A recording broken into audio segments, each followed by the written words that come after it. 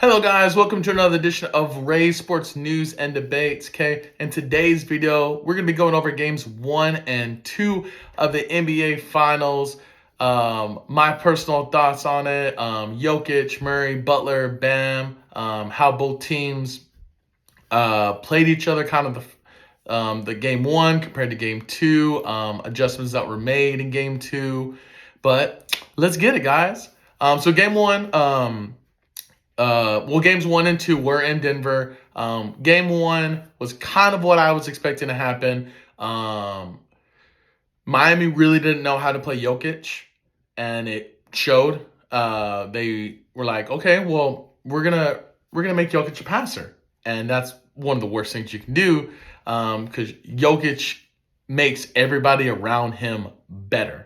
Now he gets a lot of crap for not being able to to jump very high, but homeboy is like 7 foot, so it's like But Denver pulled out to a big lead. It was 17 at halftime.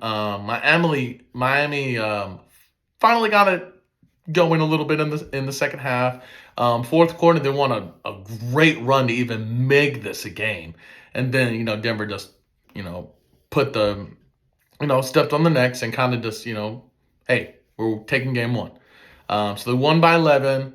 Miami, not terrible numbers. Game one, 40.6% from the field. Denver shot 50.6. Miami did make 5 more threes. They were 13 of 39, 33%. Denver was 8 of 27 for 29.6%. And one of the big things I feel like that separated game one was I did feel Denver was a little bit more aggressive. I'm not putting this on the refs for not calling anything. I know, the NBA, you want to let them play a little bit. It's the finals. You don't want the refs to dictate the calls. But Miami had 2 free throws. And I'm not saying they got robbed on any calls or anything, but, when one team has 2 free throws and the other team has 20, that's a pretty big, differential. You want that to be at least within 5 to 8 of each other. And, if one team is getting 18 more free throws than the other team, that's gonna, be a factor, in the outcome of the game. Rebounds were pretty close, 43-45. Miami had 11 offensive rebounds. Denver had 6 offensive rebounds. Denver had 46 points in the paint. Miami had 38. And Jokic put up Jokic numbers in game one. He was 8 of 12, 26 points, 14 rebounds, 10 assists. 14 assists, 10 rebounds, triple-double. Murray was 11 of 22, 26 points, 10 assists, 6 rebounds. When both of them are, giving you 26 each, double-digit assists, and, 6 rebounds on one, 10 on the other, you're putting yourself in a really bad position because, you got Jokic shooting 66%, you got Murray shooting 50%. You're going to have to put on a magical performance to beat them. Aaron Gordon had a great first quarter, 12 points. Alone in the first quarter, ended with 16. Michael Porter Jr. Didn't shoot the ball too well from game one. He was 2 of 11, but he still scored 14 points, added 13 rebounds. And the one thing that I will say that is going to determine this factor is Jimmy Butler. A lot of people are like, well, yeah, Jokic is there. Miami's going to go as far as Jimmy Butler goes. And when Jimmy Butler's giving you 13 points, 7 rebounds, 7 assists on 6 of 14 shooting, you're going to lose that game 9 out of 10 times. Jimmy cannot play like that. I need Jimmy to at least be 25 to 30 a night. Give me 8 rebounds. The rebounds and assists are fine, but, Jimmy, you got to give me more than 13, bro. You're not going to beat anybody with 13 points. And the only reason Miami was in the game was because Bam was on fire. He started out really well, kind of cooled off towards the end, ended 13 to 25, 26 points, 13 rebounds. And if Bam's giving me those numbers, and Jimmy is even 50% of playoff Jimmy, they win the game one. They win game one. Because it's not like Denver really controlled the second half at all. It was, Denver won. They owned the first half. Miami owned the second half, and that's just at the end of the day, it's like, if they played any quarter like they did the first 3 minutes of the fourth quarter of game one, like I said, we can't live in a world of what ifs. You know what I mean? Game two, Miami did the strategic thing, and they did what I thought they were going to do in game one. They started Kevin Love, basically just to, like, hey, we just need you to, guard Jokic best that you can, make him a scorer. We're going to worry about everybody outside of him, primarily Jamal Murray. And, Jimmy Butler was covering him for a majority of the game, making his life extremely hard. And, Murray, I wouldn't say he played terrible game two, but he was quiet game two. Really didn't come alive till about the last 5 or 6 minutes of the fourth quarter. But like I said, Miami, 48.7% from the field, 48.6% from three. Denver was 52% from the field, 39.3% from three. Miami did make 6 more threes. And that's a big difference in terms of, you're getting outscored by 18 from the three. Might have a little bit to do with the outcome of the game. Denver won the rebounding battle, 38-31. Fast break points, Miami only had 5. Denver had 18. Points in the paint, Miami had 34. Denver had 48. So you look at the box score of game two, and Denver won almost everything. They shot better from the field. They were 52%. They had more rebounds, more points in the paint, more fast break points. And they still lost. And they lost because Jokic was the only one that really showed up game two. Murray showed up the last 5 minutes of the game, something's better than nothing. He had a couple of clutch threes. But, Miami just, they weathered the storm, and they started the fourth quarter out just like they did game one. And I want to give Eric Spoelstra a big shout out, because the way they played defense that fourth quarter was spectacular. I went back and watched it again, and you can make a case. He played about 4 or 5 different defenses in that fourth quarter. They played man-to-man. They played 2-3. They played 2-3 matchup zone. They played 3-2 matchup zone, which is my personal favorite defenses to run is the 3-2 matchup zone. And there were versions of a 1-3-1, but kind of a 3-2. They played straight up 3-2, and then they kind of played a little miniature 1-3-1, and they're like, we're gonna make Jokic beat us. And Butler, a little bit better game two. 7-19, 21 points, 4 rebounds, 9 assists. Bam, 8-14, 21 points, 9 rebounds, 4 assists. So, pretty okay numbers. Bam shot over 50% in both games. Jimmy shot a little bit worse game two, but he scored more. He got to the free throw line more, and that's all you really can ask for, because he was putting work on Jamal Murray. Murray, not a bad game, 7-15, 18 points, 10 assists, 4 rebounds. So, Jamal was getting other people, involved. But when you got one of the best, league defenders guarding you, it's going to make you change your game a little bit.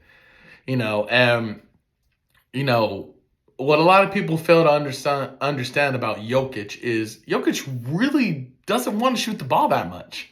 He'll get his attempts up, don't get me wrong, but Jokic he's in that 18 to about 22 field goal, range. And really, it's like 18 to 20. That's what he wants to shoot. But he had to shoot the ball more game two because he wasn't getting any help from anybody. KCP wasn't scoring. Bruce Brown, he made a couple of shots.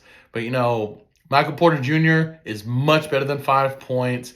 Aaron Gordon, played solid, but you're gonna need some help.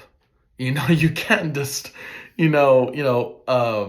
Jokic, 16 to 28 from the field, 26 points, 11 rebounds. But the big factor here, I'm sorry, Jokic had 41 points, 41 or 42 points. He didn't have 26. But the big stat line you really want to look at, the points I might have said wrong the first time, but Jokic only had 4 assists. And, when Jokic only has 4 assists, that basically means like either A, his team wasn't making shots, or B, they were just making Jokic a scorer. And, Jokic had to be more aggressive game 2, like I said, because, Jamal was struggling a little bit. Michael Porter Jr. Was quiet all night, and he really had to put the burden on himself. And like I said, shout out to Miami again. They started out the fourth quarter with a bang, scored 11 points in basically 2 minutes, maybe 2.5 minutes. But, I mean, Denver they wanted to play too late. They finally showed up the last, 3.5 minutes of the game. And they cut the lead to about 3. And they had a chance to tie the game at the end of Murray had I thought it was a quality look, maybe not the best look, but it was a solid look, and he just missed. Now, me personally, I would have called a timeout, kind of drawn something up for Murray or for Jokic, and, you live with the result at the end of the day. Could have been the same outcome, could have been a different outcome. We don't know. But, I applaud Malone. He was like, okay, well, if Murray has a chance to shoot the ball. Now, I would have ran, if I didn't call a timeout, I would have ran Jokic in a pick and roll. Miami was kind of sagging off a little bit. So Murray could have, taken that extra dribble. And at the end, you kind of see Jokic there. And, Jokic doesn't need much time to get a shot off. He just has a unique release. So if I was Jamal, I would have tried to pull the extra defender at least another step to me. Then I'm giving Jokic a shot to win the game. Jokic isn't the best 3-point shooter, but he can shoot the 3 when he needs to. But, who knows, if Jokic would have made that shot anyway. Murray missed it. But Miami won. They deserved to win game 2. They played better. They were more physical. Free throws were more even this game. And, like I said, you look at Denver's stat line again, and you see Denver wins basically everything, and they lose the game.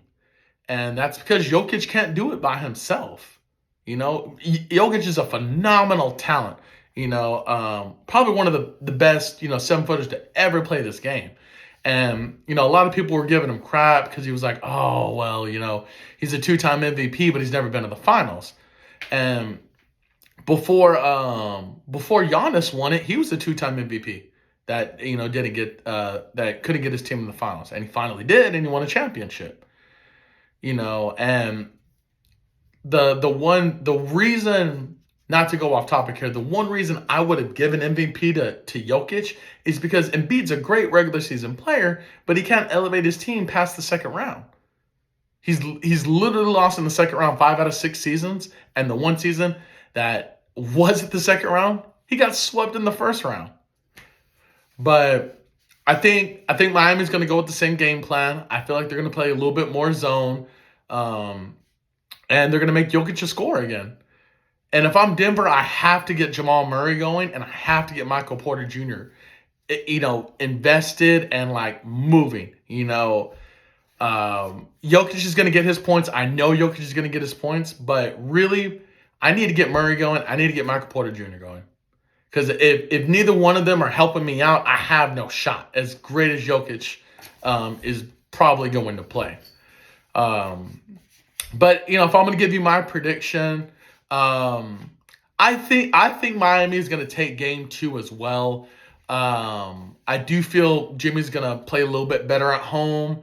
Um, and Kevin Love in the starting lineup, I feel like it takes a little bit of pressure off Bam. He can protect the rim more, and you kind of make Denver one dimensional in terms of, okay, well, we're gonna make Jokic score and putting him on Kevin Love, but we're gonna make Murray's life very hard, and you're gonna make the supporting cast around him. You're gonna make them work for their points. But I think Miami wins a close one. I'm gonna go 115-111 Miami. I could see Denver winning this game.